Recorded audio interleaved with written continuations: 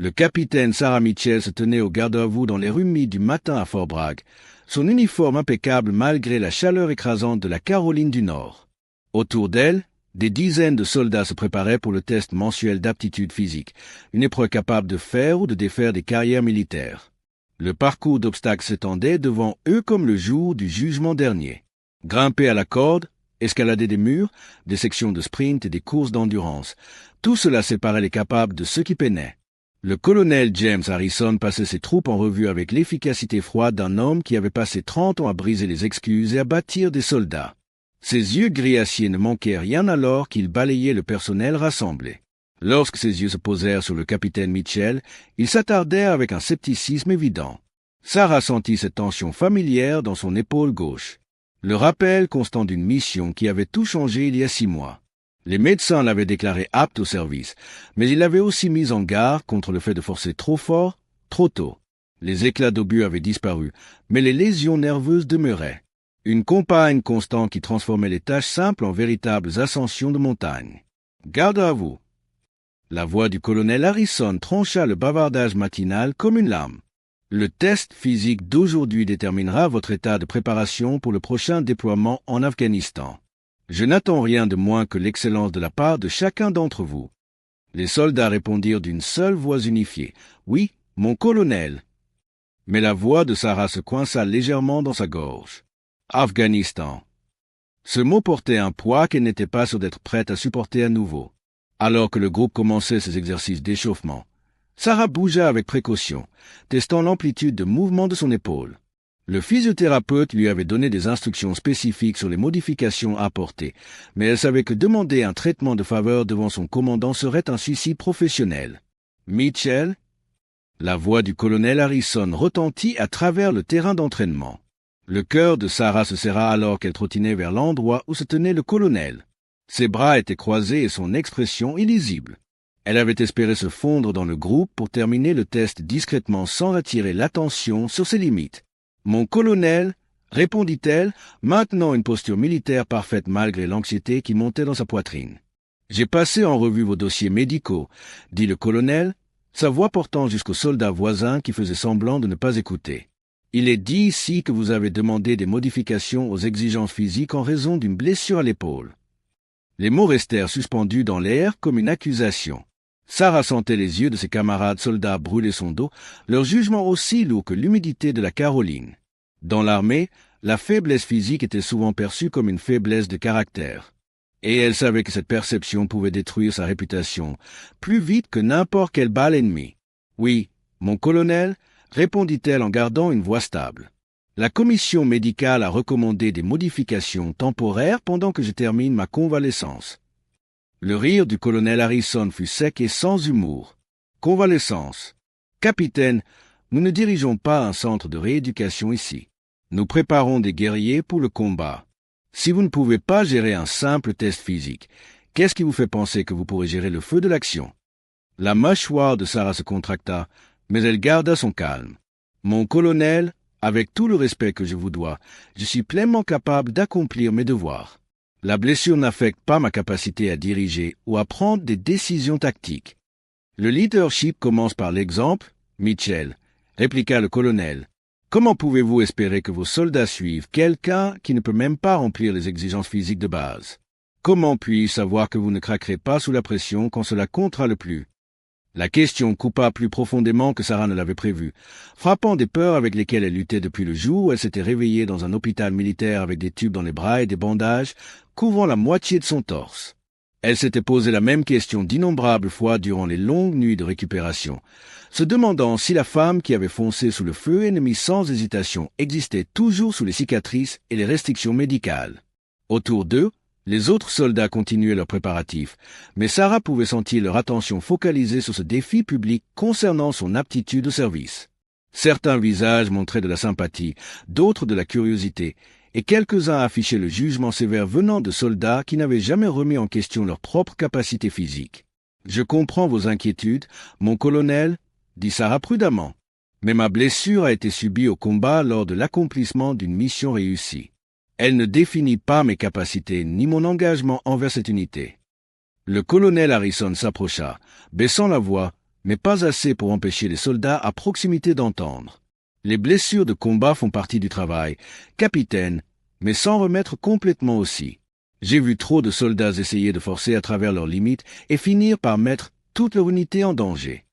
Le poids de ces mots s'installa sur Sarah comme une couverture de plomb. Elle comprenait son point de vue.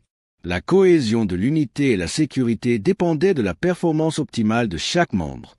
Mais elle savait aussi que sa blessure ne faisait pas d'elle un moindre soldat, même si elle rendait certaines tâches physiques plus difficiles. « Que proposez-vous, mon colonel » demanda-t-elle, redoutant la réponse qu'elle soupçonnait arriver. « Je propose que vous terminiez ce test physique selon les standards complets sans aucune modification, ou que vous envisagiez un transfert vers une unité non déployable, » dit le colonel sans détour. « Je n'aurai pas de point d'interrogation dans mon commandement quand des vies sont en jeu. » L'ultimatum frappa Sarah comme un coup physique. Un transfert vers une unité non déployable mettrait effectivement fin à sa carrière de combat, la reléguant à un travail de bureau et à des tâches administratives pour le reste de son service. Tout ce pourquoi elle avait travaillé. Chaque sacrifice qu'elle avait fait serait réduit à de la paperasse et des tâches routinières loin de l'action où elle sentait qu'était sa place. « Mon colonel, je demande la permission de tenter le test physique complet, » dit Sarah. Sa voix était plus forte qu'elle ne le sentait. Aucune modification. Le colonel Harrison étudia son visage pendant un long moment, cherchant des signes de doute ou de faiblesse. « Très bien, capitaine.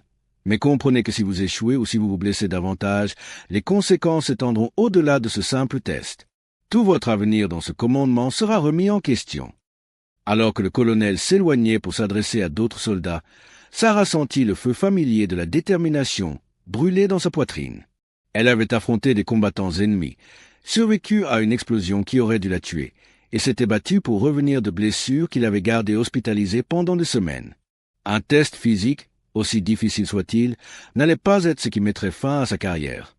Le soleil matinal montait plus haut alors que les soldats se déplaçaient vers la ligne de départ du parcours d'obstacles. Sarah prit position parmi ses pairs, roulant ses épaules avec précaution pour tester l'amplitude de mouvement. La douleur était là, comme toujours, mais elle était gérable. Plus important encore, sa résolution était plus forte que jamais. Elle regarda le premier obstacle, une série de tractions qui testeraient exactement les groupes musculaires les plus affectés par sa blessure. L'ironie ne lui échappait pas. L'exercice même qui pourrait révéler ses limites était aussi celui qui lui avait sauvé la vie au combat, lorsque la force du haut du corps avait fait la différence entre atteindre la sécurité et être laissé derrière. En attendant le signal de départ, l'esprit de Sarah dériva vers la mission qui avait tout changé. Les souvenirs venaient par flash, la chaleur du désert, le son des hélicoptères en approche, le poids d'un soldat blessé sur ses épaules et l'explosion qui avait déchiré leur position juste au moment où ils atteignaient le point d'extraction. Elle avait accompli cette mission malgré des chances impossibles. Et elle accomplirait ce test de la même manière, par pure détermination et le refus d'accepter la défaite. Le colonel Harrison pouvait remettre en question ses capacités, mais Sarah savait quelque chose qu'il ne comprenait pas encore. Sa blessure ne l'avait pas rendue plus faible. Elle l'avait rendue plus déterminée à prouver que la vraie force venait de l'esprit, pas seulement du corps. Le sifflet allait retentir, et Sarah Mitchell était prête à montrer à tout le monde exactement ce qu'un guerrier blessé pouvait accomplir lorsqu'il était dos au mur. Le strident coup de sifflet traversa l'air matinal comme un coup de feu, et le capitaine Sarah Mitchell s'élança avec le reste des soldats. Ses bottes martelaient la piste de terre alors que l'adrénaline montait dans son système, masquant temporairement la douleur persistante dans son épaule gauche. Le premier obstacle se dressait devant elle, une barre de traction qui testerait les muscles même les plus compromis par sa blessure. Sarah regarda les soldats devant elle attaquer les barres avec confiance, leur mouvement fluide et puissant. Quand son tour vint, elle agrippa le métal froid et sentit la protestation familière de son articulation de l'épaule. La première traction fut gérable, son corps se souvenant des milliers d'exercices similaires de ses années d'entraînement. La deuxième vint avec plus de difficulté, son épaule envoyant des signaux aigus d'inconfort qu'elle se força à ignorer. À la troisième, son bras gauche tremblait visiblement, les lésions nerveuses rendant la coordination de plus en plus difficile. « Allez, Mitchell !» entendit-elle quelqu'un crier derrière elle. Que ce soit un encouragement ou une moquerie, elle ne pouvait le dire et s'en fichait. Elle concentra chaque once de sa détermination pour compléter les 10 répétitions requises. La 7e traction faillit la briser. Son épaule gauche sembla se bloquer complètement, et pendant un moment terrifiant, elle pensa qu'elle allait lâcher la barre. Les soldats rassemblés étaient devenus silencieux, la regardant lutter avec un mélange de sympathie et de gêne par procuration. Le colonel Harrison se tenait à proximité, les bras croisés et l'expression illisible. Sarah croisa son regard un instant et vit quelque chose qui aurait pu être de l'inquiétude, bien que rapidement masqué par une distance professionnelle. Avec un grognement d'effort venant du plus profond de son être, Sarah compléta la 10e traction et se laissa tomber de la barre. Son bras gauche pendait légèrement inerte à son côté, et elle dut travailler consciemment pour contrôler sa respiration. Mais elle avait réussi le premier test. La grimpe à la corde suivait. 6 mètres de chanvre épais qui exigeait une coordination précise entre les bras et les jambes. Sarah l'approcha en sachant que cet obstacle prouverait soit sa résilience, soit exposerait ses limites de la manière la plus publique possible. Elle enroula ses jambes autour de la corde selon la technique inculquée à chaque soldat. Mais quand elle essaya de s'hisser en utilisant ses 2 bras également, ses épaules hurlèrent de protestation. La sueur perlait sur son front alors qu'elle ajustait sa technique, compensant en s'appuyant plus lourdement sur son bras droit et la force de ses jambes. L'ascension devint une danse prudente d'adaptation. Chaque mouvement calculé pour contourner les nouvelles limites de son corps tout en atteignant l'objectif. D'autres soldats terminaient leur grimpe avec des mouvements fluides et puissants. Mais l'ascension de Sarah était un testament de résolution de problèmes sous pression. À mi-chemin de la corde, sa technique vacilla. Son bras gauche lâcha complètement un instant, la laissant pendre par son seul bras droit pendant que ses jambes cherchaient une prise. La foule qui regardait retint son souffle collectif alors que Sarah luttait pour reprendre le contrôle. Dans ce moment de crise, suspendue à 6 mètres au-dessus du sol avec sa carrière potentiellement suspendue au même fil que son corps, l'esprit de Sarah retourna à la mission qui l'avait blessée. Elle se souvint être suspendue au patin d'atterrissage d'un hélicoptère sous le feu ennemi. Sa force, la seule chose empêchant un soldat blessé de tomber vers la mort. Si elle avait pu tenir bon à ce moment-là, avec les balles volant et son propre sang trompant son uniforme, elle pouvait certainement tenir bon maintenant dans la sécurité relative d'un exercice d'entraînement. Avec une détermination renouvelée, Sarah ajusta sa prise et continua de grimper. Lorsqu'elle atteignit le sommet et sonna la cloche signalant l'achèvement, le son sembla résonner à travers tout le terrain d'entraînement. Sa descente fut contrôlée et professionnelle. Bien que ses jambes tremblassent légèrement quand ses pieds touchèrent la terre ferme, le parcours d'obstacles continuait avec une série de défis testant différents aspects de la forme physique. Sarah attaqua chacun d'eux avec une précision méthodique, adaptant sa technique si nécessaire, tout en maintenant les standards requis pour la note de passage. Le mur d'escalade l'obligea à modifier entièrement son approche. Là où d'autres soldats pouvaient compter sur la force du haut du corps pour se hisser par-dessus la barrière de 2,5 mètres, Sarah dut utiliser l'élan et la technique, courant vers le mur et utilisant ses jambes pour fournir la puissance que ses épaules ne pouvaient délivrer. Elle passa de l'autre côté, bien que sans l'efficacité gracieuse de ses pairs non blessés. Son atterrissage fut plus dur que l'idéal et elle dut prendre un moment pour se stabiliser avant de passer au défi suivant. Les sections de sprint furent en fait un soulagement, lui permettant de démontrer que ses jambes et son système cardiovasculaire restaient non compromis par sa blessure. Elle dépassa plusieurs soldats pendant les portions de course, son endurance et sa vitesse rappelant à tous ceux qui regardaient qu'elle était toujours une athlète formidable malgré ses limites. Mais c'était l'obstacle final qui testerait vraiment sa résolution. Le mur de traverse exigeait que les soldats se déplacent latéralement à travers une série de prises sans toucher le sol. Un exercice demandant une force soutenue du haut du corps et de la coordination. Exactement la combinaison la plus affectée par ses lésions nerveuses. Sarah s'approcha du mur, sachant que c'était là que sa tentative de test non modifiée pourrait se terminer. Les prises s'étendaient sur 6 mètres de mur. Chaque prise exigeait qu'elle soutienne tout le poids de son corps avec ses bras, tout en se déplaçant latéralement. Elle saisit la première prise et sentit immédiatement la protestation, familière de son épaule.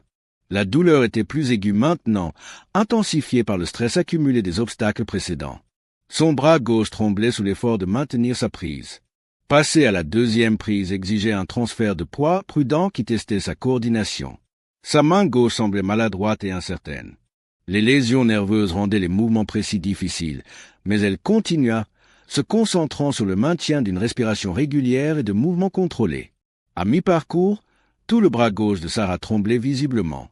La sueur coulait sur son visage et dans ses yeux, mais elle ne pouvait pas libérer une main pour l'essuyer.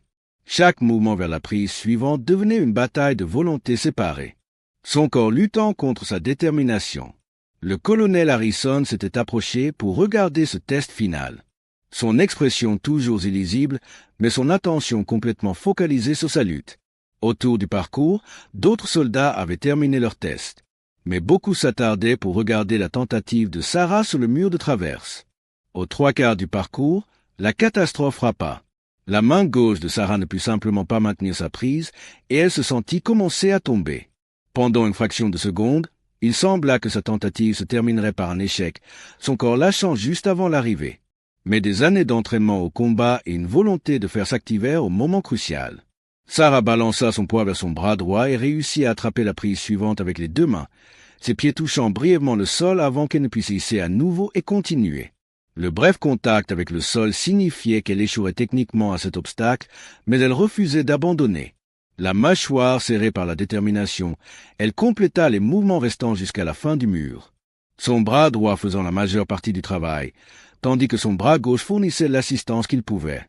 Quand elle se laissa enfin tomber de la dernière prise, les bras de Sarah semblaient être en caoutchouc et son épaule palpitait d'une douleur qui pénétrait profondément dans l'articulation. Mais elle avait terminé le parcours, même si sa performance sur le mur de traverse compterait comme un échec. Le colonel Harrison s'approcha d'elle alors qu'elle se tenait là, reprenant son souffle. Son expression montrait enfin certaines des pensées qui avaient été cachées derrière son masque professionnel. « Capitaine Mitchell, dit-il doucement, marchez avec moi. » Sarah emboîta le pas à côté de son officier commandant, s'attendant à recevoir la nouvelle que sa performance modifiée avait confirmé ses doutes sur son aptitude au déploiement. La conversation qu'elle redoutait allait avoir lieu, et elle s'armait pour l'impact des décisions de carrière. Mais alors qu'il marchait vers son bureau, le colonel Harrison la surprit avec ses premiers mots. « C'était la performance la plus déterminée que j'ai vue sur ce parcours en 20 ans de commandement, » dit-il, sa voix portant une note de respect qui n'avait pas été là lors de leur confrontation plus tôt. Sarah le regarda avec confusion, incertaine de la façon d'interpréter cette réponse inattendue. Elle avait échoué au mur de traverse et lutté visiblement tout au long du test. Selon toute mesure objective, sa performance avait prouvé son point de vue sur ses limites physiques. « Mon colonel, j'ai échoué au mur de traverse, » dit-elle honnêtement. « Ma performance a clairement montré que la blessure affecte mes capacités. » Le colonel Harrison s'arrêta de marcher et se tourna pour lui faire face directement. « Capitaine, ce que j'ai vu aujourd'hui n'était pas un échec.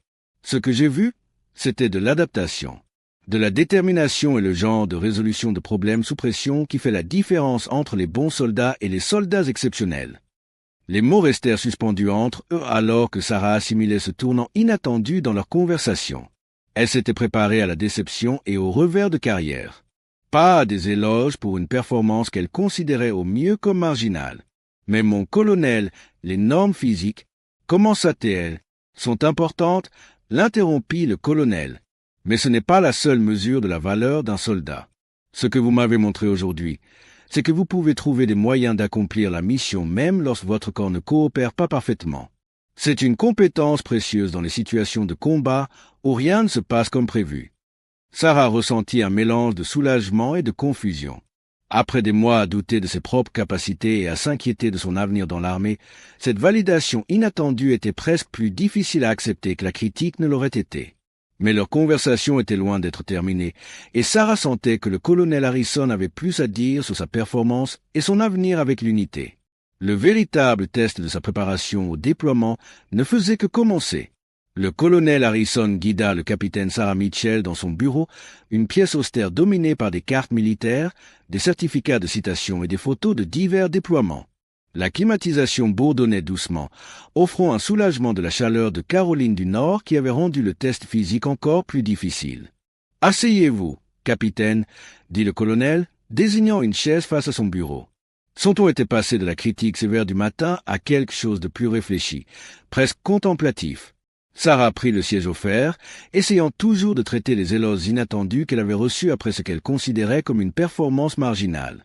Son épaule continuait de palpiter avec une douleur sourde et persistante qui lui rappelait les limites qu'elle apprenait encore à contourner. « Je vous dois des excuses, » dit le colonel Harrison, s'installant dans son propre fauteuil et se penchant légèrement en arrière. « Quand j'ai examiné votre dossier médical ce matin, j'ai fait des hypothèses basées sur des informations incomplètes. » Sarah cligna des yeux de surprise.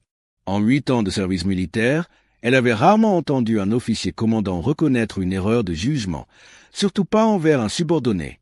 L'aveu créa un changement dans l'atmosphère de la pièce qu'elle ne savait pas trop comment gérer. « Mon colonel, je ne suis pas sûr de comprendre, » répondit-elle prudemment. Le colonel Harrison ouvrit un dossier sur son bureau et en sortit plusieurs documents. « Après votre performance d'aujourd'hui, j'ai décidé de creuser plus profondément dans les détails de votre blessure et de la mission où elle s'est produite. J'ai appelé le commandant de l'unité qui a supervisé votre évacuation médicale. » L'estomac de Sarah se serra alors que les souvenirs de ce jour revenaient sans qu'elle ne les appelle. L'explosion, le chaos, le poids du sergent Martinez sur ses épaules alors qu'elle luttait pour atteindre le point d'extraction, tandis que le feu ennemi éclatait autour d'eux. « Capitaine, cela vous dérangerait-il de me dire avec vos propres mots ce qui s'est passé durant cette mission ?» demanda le colonel, sa voix douce mais autoritaire. Sarah prit une profonde inspiration, organisant les pensées qu'elle avait essayé de garder enfouies pendant sa convalescence. Nous menions une mission de reconnaissance près de Kandahar lorsque notre position a été compromise. Les forces ennemies nous ont encerclés pendant la fusillade. Un EEI a explosé près de notre position. Elle fit une pause, le souvenir de la force de concussion de l'explosion encore vive dans son esprit. Le sergent Martinez a été grièvement blessé dans l'explosion. Des éclats d'obus l'ont touché aux jambes et à l'abdomen. J'ai pris la décision de le porter au point d'extraction, plutôt que d'attendre un soutien supplémentaire. Le colonel Harrison hocha la tête de manière encourageante. « Continue. » Le point d'extraction était à environ 400 mètres en montée à travers un territoire hostile. Continua Sarah, sa voix devenant plus stable alors qu'elle trouvait son rythme. Le sergent Martinez pesait environ 80 kilos, et j'ai dû le porter sur la majeure partie de cette distance sous un feu ennemi sporadique. Le colonel prit une note dans son dossier. Combien de temps cela a-t-il pris? Environ 15 minutes, répondit Sarah. Nous nous déplacions par courtes rafales, nous mettant à couvert quand c'était possible. À environ 50 mètres du point d'extraction, une seconde explosion s'est produite. C'est là que j'ai subi ma blessure. Elle roula inconsciemment son épaule gauche, sentant la tension familière qui était devenue sa compagne constante. Des éclats d'obus ont pénétré mon épaule et mon dos, mais j'ai réussi à amener le sergent Martinez à la zone d'atterrissage et nous avons tous deux été extraits avec succès. Le colonel Harrison ferma le dossier et regarda Sarah droit dans les yeux. Ce que vous n'avez pas mentionné, capitaine, c'est que vous avez complété ce transport avec vos propres blessures. Selon le rapport médical, vous aviez cet morceau d'éclat d'obus incrusté dans votre épaule gauche et votre dos, avec des fragments supplémentaires dans votre cou et votre bras supérieur. Les yeux de Sarah s'écarquillèrent légèrement. Elle avait été inconsciente lorsque l'équipe médicale avait effectué son évaluation initiale et personne ne lui avait donné des informations aussi détaillées sur ses blessures pendant sa convalescence. Les médecins qui vous ont traité ont écrit dans leur rapport que vous êtes restée consciente et avez continué à fournir un tir de couverture pour l'hélicoptère d'évacuation même après avoir été blessé, continua le colonel. Ils ont noté que vos actions sous une contrainte extrême ont probablement sauvé non seulement la vie du sergent Martinez, mais aussi celle de l'équipe d'extraction. La pièce tomba dans le silence alors que Sarah assimilait cette information. Elle s'était toujours concentrée sur le fait qu'elle avait été blessée, le voyant comme un échec plutôt que de considérer le contexte plus large de ce qu'elle avait accompli tout en étant blessée. « Mon colonel, je ne faisais que mon travail, » dit-elle doucement. « Non. Capitaine, vous faisiez bien plus que votre travail, » répondit fermement le colonel Harrison. « Ce que vous avez fait ce jour-là va bien au-delà des exigences normales du devoir. Et ce que vous m'avez montré aujourd'hui sur le parcours physique démontre que votre blessure n'a pas diminué votre capacité à accomplir des missions difficiles. » Sarah sentit les larmes menacer au coin de ses yeux. Une combinaison de soulagement et de validation l'envahissant après des mois de doute de soi et d'incertitude quant à son avenir. « Je veux partager quelque chose avec vous, » dit le colonel, se levant et marchant vers une étagère derrière son bureau. Il descendit un petit cadre et le tendit à Sarah. La photographie montrait un colonel Harrison beaucoup plus jeune en camouflage désert, sa jambe droite lourdement bandée et soutenue par des béquilles. Son sourire était large malgré la douleur évidente et l'épuisement dans ses yeux. « Afghanistan 2008, » expliqua-t-il. « Un EEI a emporté la majeure partie du muscle de ma jambe droite.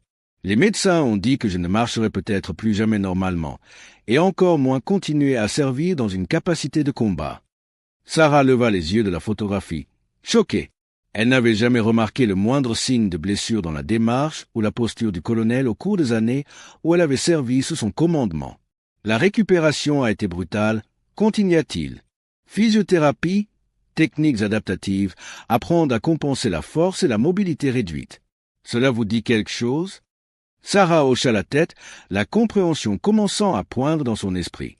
Mais la partie la plus difficile n'était pas la réhabilitation physique, dit le colonel Harrison, reprenant la photographie et la remettant à sa place.